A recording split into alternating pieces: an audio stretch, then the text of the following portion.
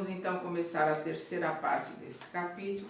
Nós paramos aqui quando ele está falando do aprimoramento, do estudo, da dedicação, da disciplina que precisa ter para se trabalhar, para se realizar o trabalho mediúnico.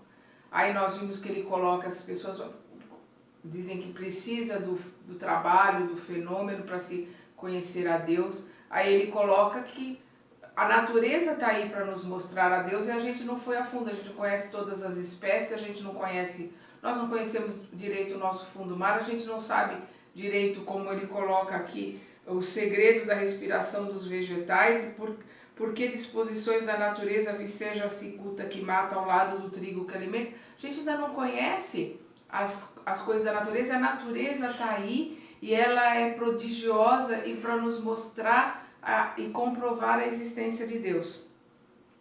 Aí ele continua aqui.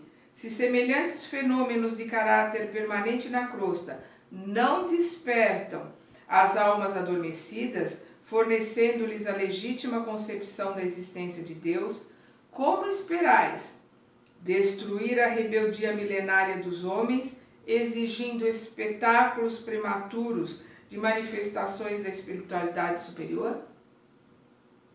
Quer dizer, não é espetáculo que vai fazer com que os homens acreditem em Deus. Espetáculos prematuros. Por quê? Porque está pedindo alguma coisa que ainda não é possível ser colocado, porque o homem que está ali não está trabalhando de acordo para poder receber esclarecimentos e ajuda do plano superior. Porque vai depender da sintonia, da vibração dos trabalhadores na mesa, os trabalhadores encarnados, que nós vamos receber os desencarnados. Então aqueles que se preparam muito, que estudam, que estão ali na vontade de se modificar, vão receber desencarnados que estudam, que se preparam, que também querem se modificar. Caso contrário, quem está ali de qualquer jeito vai receber os irmãozinhos que também estão ali de qualquer jeito. Sintonia, pura e simplesmente. Não, meus amigos, é o que ele coloca aqui. Como esperais destruir a rebeldia milenária dos homens, exigindo espetáculos prematuros de manifestações da espiritualidade superior? Não, meus amigos. Urge abandonar os setores de ruído externo para iniciardes o desenvolvimento interior das faculdades divinas.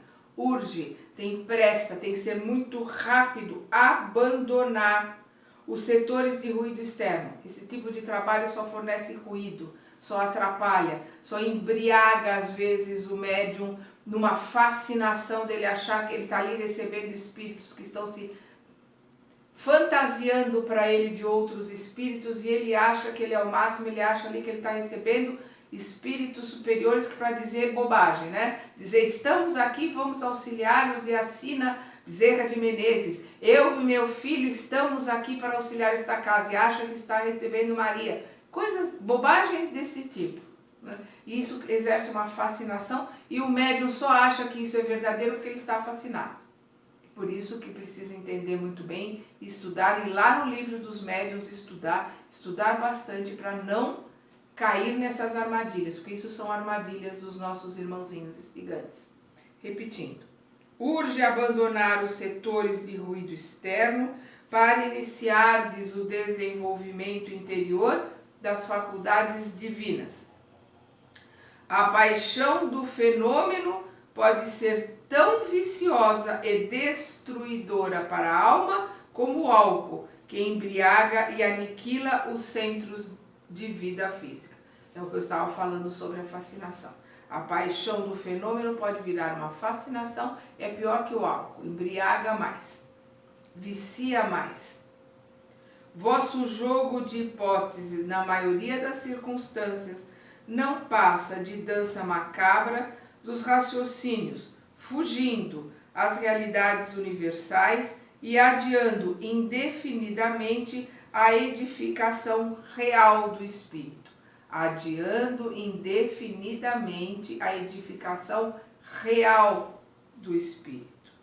Concordamos convosco em que a experimentação é necessária, que a pesquisa intelectual é o ponto de partida dos grandes empreendimentos evolutivos.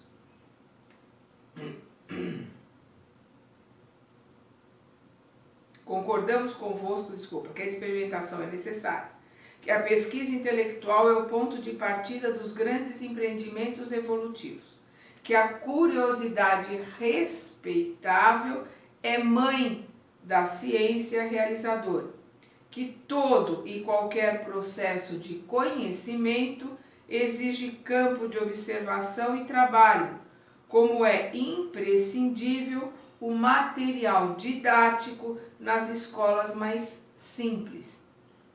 Entretanto, urge reconhecer que os elementos de aprendizagem não devem ser convertidos pelo aluno em meras expressões de brinquedo ou entretenimento.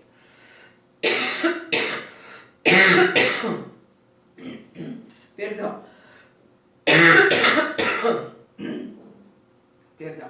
Então, o que ele está colocando aqui? Os instrumentos de trabalho não podem virar instrumentos de entretenimento. Eles são de trabalho, de aprimoramento, de auxílio para que possamos buscar o conhecimento. Além disso, ainda que os aprendizes se esclareçam relativamente às lições, é forçoso observar que a informação não é tudo, porquanto o esclarecimento educativo é apenas parte do aprendizado.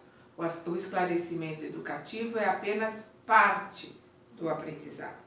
Que dizer dos discípulos que estudam sempre, sem jamais aprenderem no terreno das aplicações legítimas?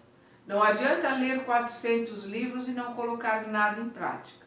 É preferível ler 1 ou 2 livros, estudar 1 ou 2 matérias e colocar tudo em prática, se modificar através daquele estudo. Então, se conhece o homem pela sua obra, pelos frutos que dá. Então, é o que ele coloca aqui.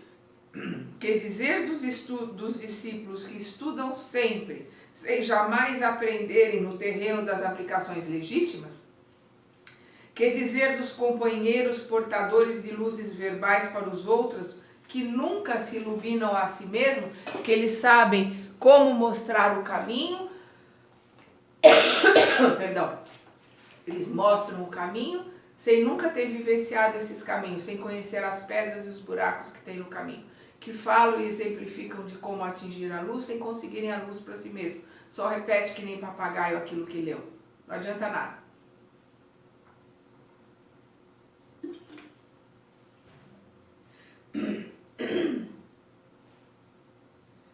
Além disso, ainda que aprendizes se esclareçam relativamente às lições, é forçoso observar que a informação não é tudo, porquanto o esclarecimento educativo é apenas parte do aprendizado.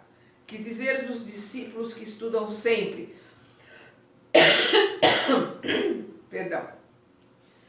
Sem jamais aprenderem no terreno das aplicações legítimas? Que dizer dos companheiros portadores de luzes verbais para os outros, que nunca iluminam a si mesmos? Catalogar valores não significa vivê-los.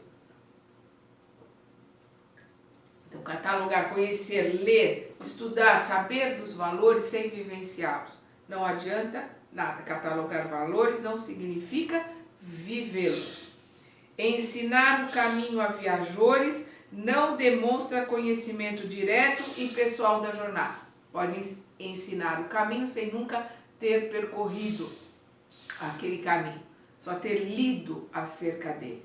Então, ele não conhece as minúcias do caminho, não conhece os buracos nem as pedras que existem no caminho.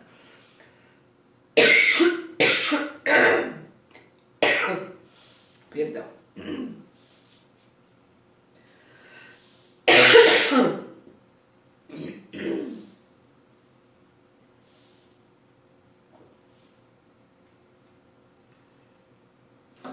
Há excelentes estatísticos que nunca visitaram as fontes originais dos seus recursos informativos e eminentes geógrafos que raramente saem do lar, referindo-nos a semelhantes imagens para fazer-vos sentir que é possível manter atitudes dessa ordem, perdão, perdão,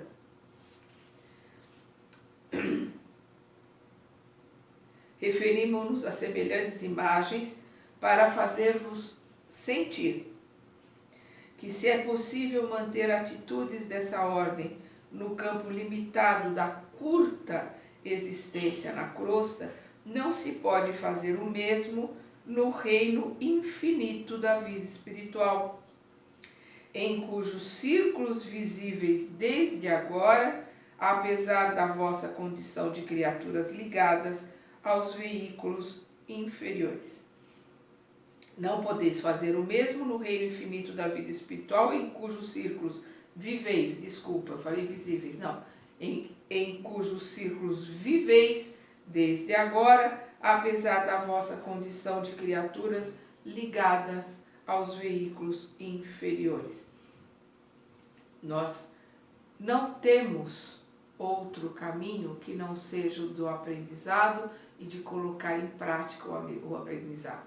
Embora a mediunidade seja uma circunstância fisiológica, ela vem no DNA, na formação do corpo que nós vamos usar aqui, o trabalho com a mediunidade é divino. O trabalho com a mediunidade ostensiva, ele tem que ser dirigido para servir aos desígnios do Senhor.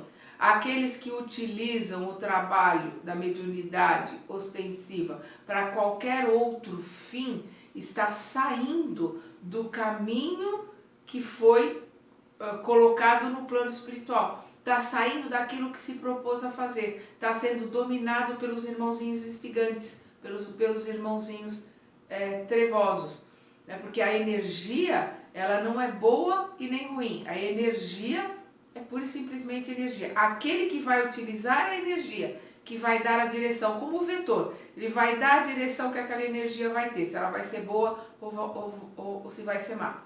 Então tem pessoas que acham que um médium ostensivo que faz coisas, que materializa, que isso, que aquilo, que necessariamente precisa estar ligado aos espíritos bons, porque ele realiza coisas. Não. A mediunidade dele ostensiva, ela vai realizar coisas conforme o conhecimento que ele traz dentro dele para exercer o domínio sobre a energia. Isso não quer dizer superioridade. Os espíritos superiores vão trabalhar com esse irmão se ele estiver no caminho da superioridade.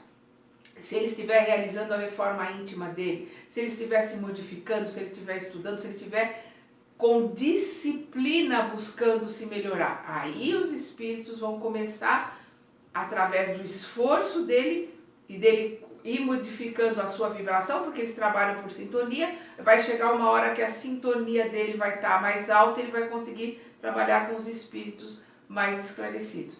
Se não, se ele ficar dentro da fascinação, se ele ficar dentro ali, olha o que eu consigo fazer, olha que médium bom que eu sou, ele vai ser dominado pelos irmãozinhos instigantes que vão aparecer ali para ele em formas, em fisionomias que quiserem se transformar para iludir, para enganar, e ele dentro da fascinação vai achar que ele está recebendo Bezerra de Menezes, Maria e tantos outros aí que a gente vê que são médiuns que estão sendo enganados e nem aceitam quando o orientador coloca, olha, presta atenção, não é assim.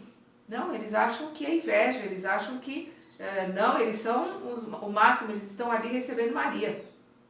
Como se Maria saísse do seu trabalho, né, saísse dos planos elevados em que ela está trabalhando, para vir à Terra através de um médium que não é preparado, que não tem uma vida ali, porque você conhece o médium não pela mediunidade dele, mas por como ele vive a vida, como é que é a vida dele, qual é o desenvolvimento moral dele. E não é uma mensagem edificante, porque você conhece o espírito pela mensagem, não pelo nome que ele dá. Ele pode assinar o nome que ele quiser. Ele é pela mensagem, pelo teor da mensagem, que nós vamos saber se é um espírito com esclarecimento ou não. E às vezes pode até vir um espírito com muita cultura, com muito esclarecimento na Bíblia, por exemplo, nos ensinamentos de Jesus, e não ser um espírito elevado. Ser um pastor, ser um padre, alguém que em vidas passadas estudou muito, culturalmente tem conhecimento, mas moralmente não tem desenvolvimento.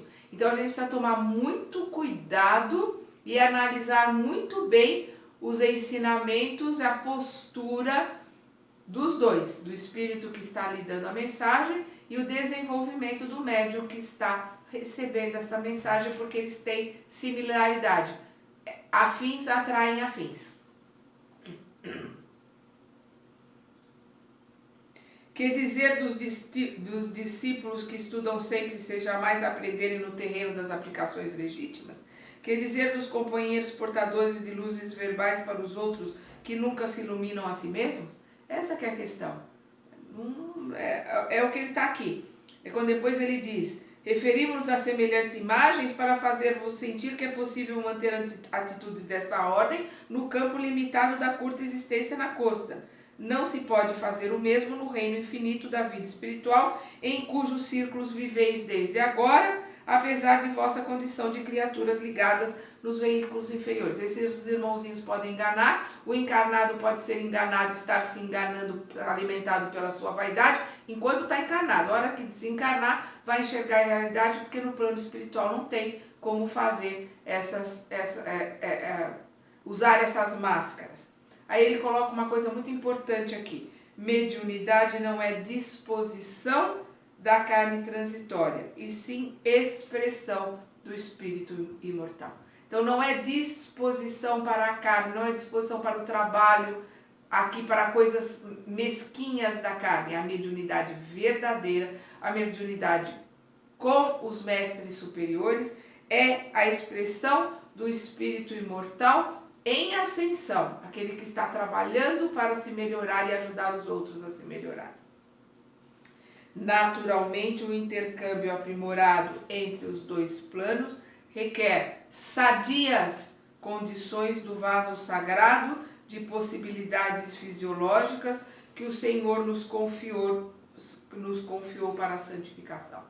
Então, requer sadias condições do vaso sagrado. O que é o vaso sagrado? É este corpo. Precisa deste corpo sadio, bem tratado, desse corpo, digamos assim, menos impuro possível através de pensamentos, palavras, sentimentos e alimentação. Nós temos que tomar muito cuidado com o que colocamos neste corpo. Nós temos que tomar muito cuidado com os nossos pensamentos, sentimentos e emoções, se queremos ser filtros limpos para podermos trazer a mensagem verdadeira de espíritos mais esclarecidos do que nós. Todavia, o corpo é instrumento elevado nas mãos do artista que deve ser divino.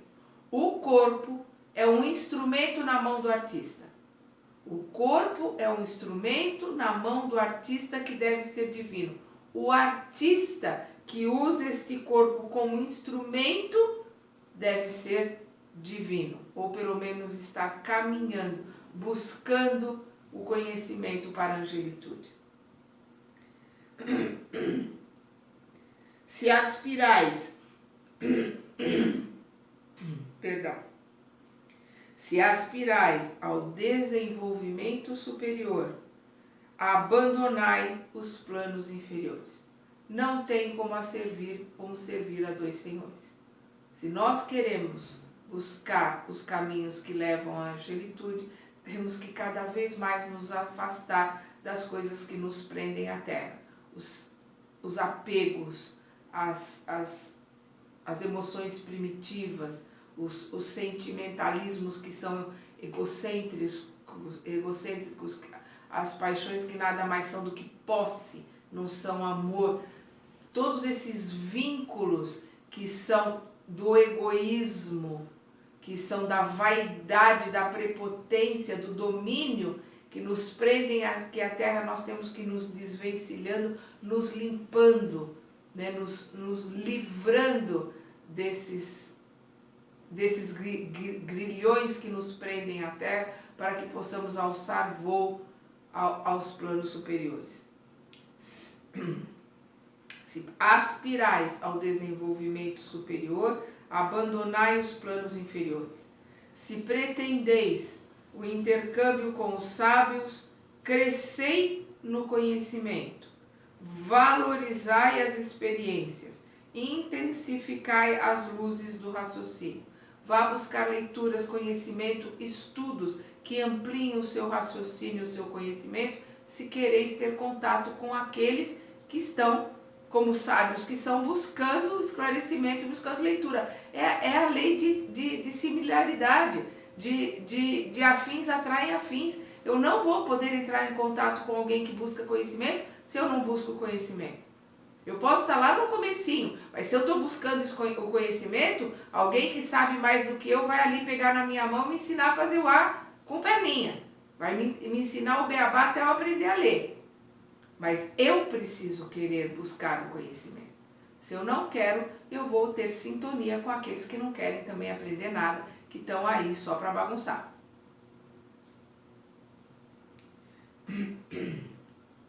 Se aguardais a companhia sublime dos santos, santificai-vos na luta de cada dia, porque as entidades angélicas não se mantêm insuladas nos júbilos celestes e trabalham também pelo aperfeiçoamento do mundo, esperando a vossa angelização. Então, os seres superiores não estão parados, não estão numa nuvenzinha tocando harpa, eles estão estudando, eles estão se aprimorando, eles estão no contínuo processo de aprimoramento, porque a reforma íntima, o aprimoramento é eterno. E eles não têm tempo a perder, porque só quem perde tempo somos nós, porque somos ignorantes. Então eles não vão perder tempo com quem não quer aprender. Como disse Jesus, não se joga pérola aos porcos. Eles vão vir a hora que eles veem que em nós existe a vontade de crescer e de aprender. Aí, quando eles veem os nossos esforços, aí sim, eles vêm nos ajudar, porque eles não estarão perdendo tempo. Eles vão estar ajudando alguém que está se esforçando ao máximo para crescer e para melhorar. Se desejais a presença dos bons, tornai-vos bondosos por vossa vez. De novo, a sintonia. Sem afabilidade e doçura, sem compreensão fraternal e sem atitudes edificantes, não podereis entender os espíritos afáveis e amigos, elevados e construtivos.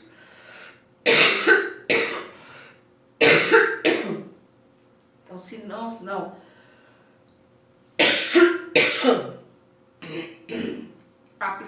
perdão.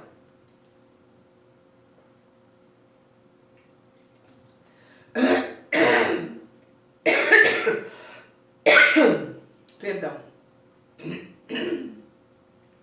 Se nós não aplicamos em nossas vidas os ensinamentos que recebemos, se nós não somos tolerantes, se nós não somos afáveis, se nós não somos bondosos, não atrairemos para perto de nós espíritos afáveis, bondosos e tolerantes, que serão tolerantes até com a nossa ignorância, mas com a compreensão de que existe em nós um tremendo esforço e boa vontade para melhorarmos, aí por serem bondosos e tolerantes nos ajudarão. Se nós não somos assim com os nossos semelhantes encarnados ou desencarnados, como vamos esperar ter acesso a esses espíritos para eles serem conosco? É sintonia. Uma mão, a gente dá uma mão para aquele que sabe menos do que nós, para termos o direito e o merecimento de recebermos a mão daquele que sabe mais do que nós. Isso é a corrente. Para entrarmos nessa corrente, nós temos que estar doando tudo que temos de bom e tudo que estamos aprendendo e crescendo. Temos que ter muita vontade de crescer, de aprender, de nos aprimorarmos e nos modificarmos. Aí teremos a ajuda daqueles que sabem mais do que nós, que serão para conosco bondosos, benevolentes e pacientes para com a nossa ignorância e nos ajudarão. Se não seria razoável encontrar Platão ensinando filosofia avançada a tribos selvagens e primitivas, nem Francisco de Assis, operando com salteadores, não será admissível a integração dos espíritos esclarecidos e santificados com as almas rigorosamente agarradas às manifestações mais baixas e grosseiras da existência carnal. De novo, afins atrai afins. Francisco de Assis não vai estar junto de salteadores. Platão não vai perder seu tempo ensinando filosofia para uma tribo selvagem que ainda não conhece absolutamente nada. Serão espíritos primitivos que ensinarão as tribos primitivas e serão salteadores que estão um pouquinho melhorados, que aprenderam um pouquinho, que vão ensinar e procurar ajudar os salteadores iguais àqueles foram ontem. Lei de sintonia, ação e reação, similaridade. Assim que as coisas funcionam. Em vossas atividades espiritualistas, lembrai-vos de que não vos encontrais perante uma doutrina sectária de homens em trânsito no planeta. Permaneceis no movimento divino e mundial de libertação das consciências, numa revelação sublime da vida eterna e de valores imortais para todas as criaturas de boa vontade. Nós não estamos, a doutrina espírita, os trabalhos com mediunidade, os ensinamentos que a doutrina espírita nos traz, não é uma doutrina sectária, não está fechada, não existem dogmas. É uma doutrina aberta e ela é uma doutrina que cresce conforme a ciência cresce, porque o Kardec colocou que a hora que a ciência contradizer alguma coisa que está colocado na doutrina, ficaremos com a ciência, que a doutrina se aprimorará com o tempo, com os novos ensinamentos que os espíritos estarão trazendo para nós durante todo sempre, encarnados e desencarnados. Então, é uma doutrina de espíritos para espíritos, tanto encarnados quanto desencarnados. Não existe linha de chegada, não existe término. Não, ela vai continuar crescendo e se aprimorando com o tempo, e nós continuaremos também com o tempo crescendo e aprendendo com ela, encarnados e desencarnados. Permaneceis no movimento divino e mundial de libertação das consciências, numa revelação sublime da vida eterna e de valores imortais para todas as criaturas de boa vontade. Acolhendo essa convicção, não vos detenhais na atitude exclusiva e presunçosa dos que supõem haver encontrado na mediunidade tão somente um sexto sentido. Não, a mediunidade não é um sexto sentido. A mediunidade é uma ferramenta de trabalho, que a mediunidade, tanto a mediunidade que existe em cada um de nós, que é normal em cada um de nós, é uma ferramenta de trabalho para crescermos e nos aprimorarmos, como a mediunidade ostensiva que o médium pede para ter, para poder trabalhar com ela aqui na Terra, é uma ferramenta de trabalho para crescimento e aprimoramento daquele que a detém. Não é um sexto sentido, é uma ferramenta de estudo, de trabalho, esclarecimento e aprimoramento. O valor mediúnico não é dom de privilegiados, é qualidade comum a todos os homens, demandando a boa vontade sincera no terreno da elevação. Então não é um privilégio, aqueles que têm mediunidade ostensiva, não é privilégio, é, como ele coloca aqui, qualidade comum a todos os homens, demandando a boa vontade sincera no terreno da elevação. Nós pedimos no plano espiritual para sermos médios ostensivos, para podermos trabalhar na janela, abrirmos a janela e mantermos a comunicação de plano espiritual com o plano encarnado, assim servindo aos dois planos. O médium ostensivo vem para servir aos dois planos a pedido dele, não é imposição, não é castigo, não é dom, é um pedido que o médium faz para vir trabalhar e poder pagar as suas dívidas, digamos assim, com menos juros, com um pouquinho mais de rapidez. E para poder pagar verdadeiramente tem que fazer um bom trabalho, senão acarreta novas dívidas, novos problemas e a bola de neve vem montanha abaixo. Por agora, é inegável que necessitamos das grandes tarefas estimuladoras em que determinados companheiros encarnados são convocados aos grandes testemunhos nesse setor do esclarecimento coletivo, na disseminação da fé positiva e edificante. Mas no futuro nos revelará que o serviço dessa natureza pertence a todas as criaturas, porque todos nós somos espíritos imortais. No futuro, com o aprendizado, com o esclarecimento, com a ciência chegando muito perto ou se juntando aqui com os ensinamentos que os livros de Kardec nos trazem sobre a espiritualidade, os livros de André Luiz, Emmanuel, Joana de Ângeles, a ciência está chegando muito perto, daqui a pouco nós teremos a ciência junto com a espiritualidade trabalhando para o progresso. Não alimenteis qualquer dúvida, não permitais que o padrão vibratório das forças físicas vos apague a luz gloriosa da divina certeza deste momento, porque todos nós, amados amigos, nos encontramos diante da própria espiritualidade sem fim, renovando energias viciadas de séculos consecutivos a caminho de transformações que mal poderíeis imaginar nos círculos de vosso presente evolutivo. Vamos parar por aqui neste capítulo, vamos reler essa parte e entender exatamente o que ele está colocando aqui no próximo capítulo.